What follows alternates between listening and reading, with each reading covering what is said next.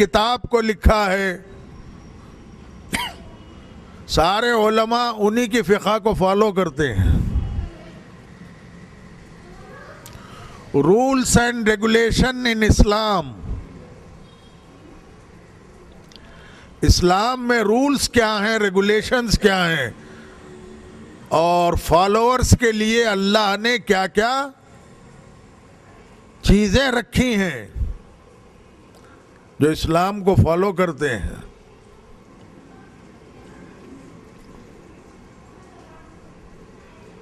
Ayatollah Kulaini के बाद शेख मुफीद अलर्रहमा,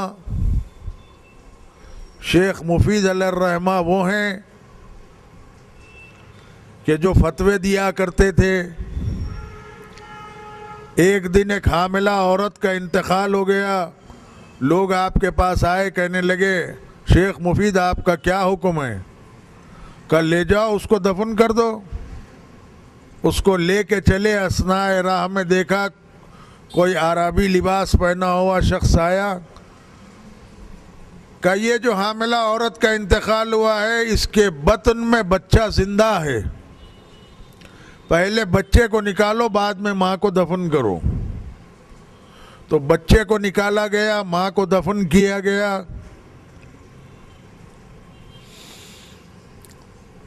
और जब वो बच्चा 5-6 साल का हो गया, खेलता हुआ शेख मुफीद के पास आया, तो आपने पूछा कि ये बच्चा किसका है?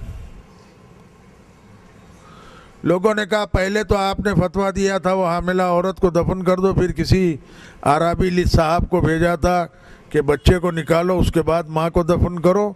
ये उसी माँ का बेटा है। तो सोचने लगे, थोड़ी देर सोचा, कहा मैंने तो किसी को नहीं भेजा था, फिर वो कौन था जो मुझको इतने बड़े गुनाह से बचा लिया? अगर ये बच्चा माँ की बतन में दफन हो जाता तो मैं एक मोमिन का कातिल हो जाता, और मैं एक मोमिन का कातिल होता तो जन्नत मेरे लिए हराम हो जाती। अब मुझसे गलतियां हो रही हैं, लग़्ज़िशें हो रही हैं, लिहाजा आज से फतवे देना बंद। रोते हुए सो गए। ख्वाब में देखा सरकार वली असर इमाम ज़माना आज अल्लाह ताला फरजहू तशरीफ लाए।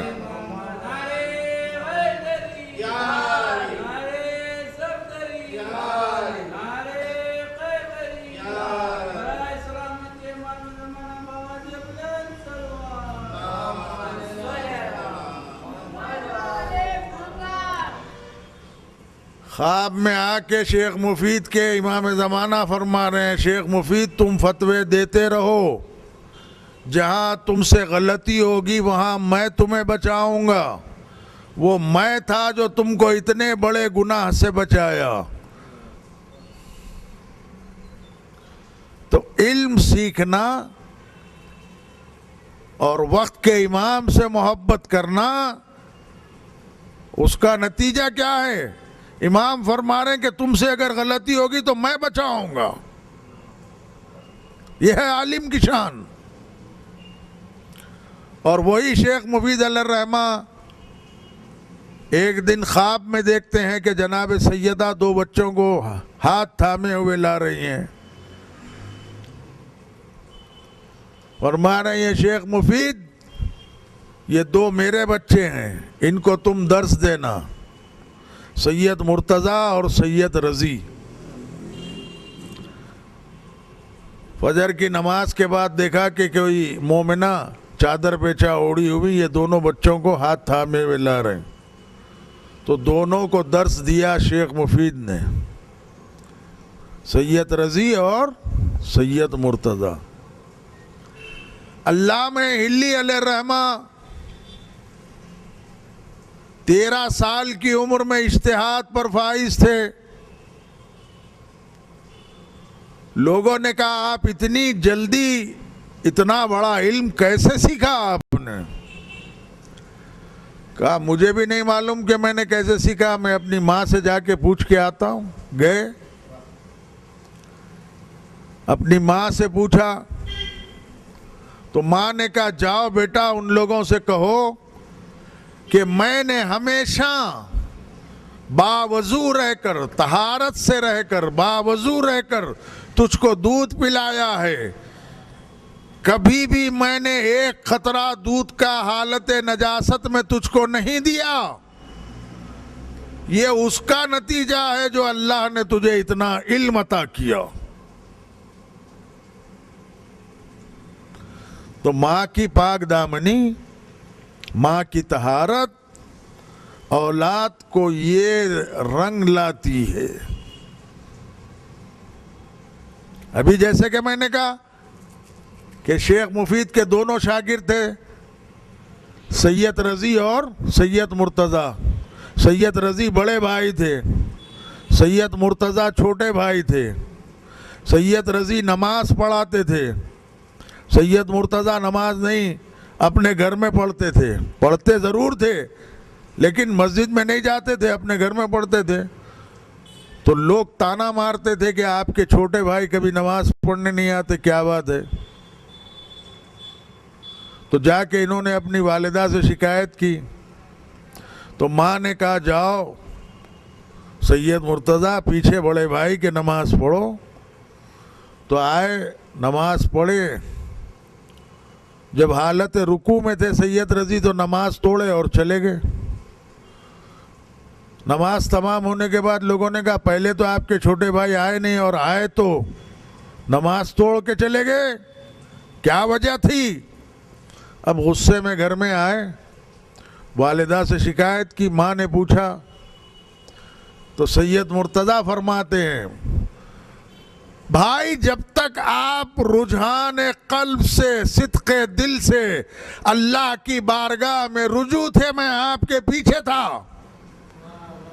जब आप रुकू में गए और आपके दिल में ये ख्याल आया कि मैं जंजीरी नहीं लगाया, मेरे बकरियां कहाँ चले गए होंगे, बकरियों का तस्वुर जब आपके दिल में आया रुकू में, तो मैंने रुकू तोड़ के, नमाज तोड़ के निकल के आ गया।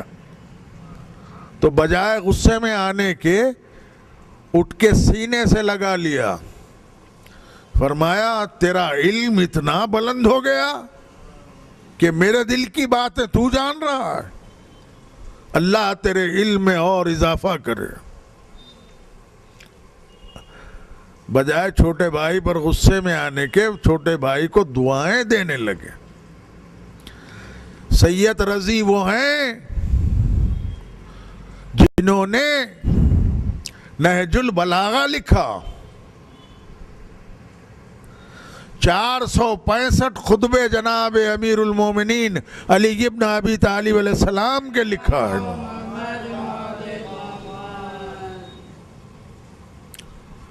और सैयद मुर्तज़ा वो हैं कि जिनकी ख्वाब में शहजादी सकीना जाके फरमाती हैं मुर्तज़ा मेरी कब्र में पानी आ गया, तुम आना मेरी कब्र को खोलना, साफ करना, दोबारा मुझे दफन करना। नींद से उठे, रोने लगे। अल्लाह रे गुलाम नवाजी शहजादी आपकी, मैं तो एक अदना गुलाम हूं आपका। जिन हाथों से चौथे इमाम ने दफन किया, आज शहजादी मुझे हुक्म दे रही हैं। रोते हुए उठे, नमाज फजर को अदा किया, देखा किसी ने दक्कुल बाब किया है। पूछा मन अंता कौन है, तो मालूम हुआ कि खासिद आया। जो हाकिम वक्त था, जो बादशाह था, उसने खासिद को भेजा और कहलवा भेजा कि सैयद मुर्तज़ा से कहो शहजादी सकीना की मज़ार पर जाएं, लहद सकीना को खोलें, बीबी को ख़ब्र से निकालें, पानी को साफ़ करें, दोबारा दफन करें। मैं भी आपको इजाज़त देता हूँ क्योंकि हुसैन की दुखज़दा 4 साला बच्ची मेरे भी ख्वाब में आई थी। रोने लगे, रोते हुए लहद सकीना पर गए, लहद को खोला, दिल में ख्याल आया कि मैं कैसे बीबी की चेहरे को देख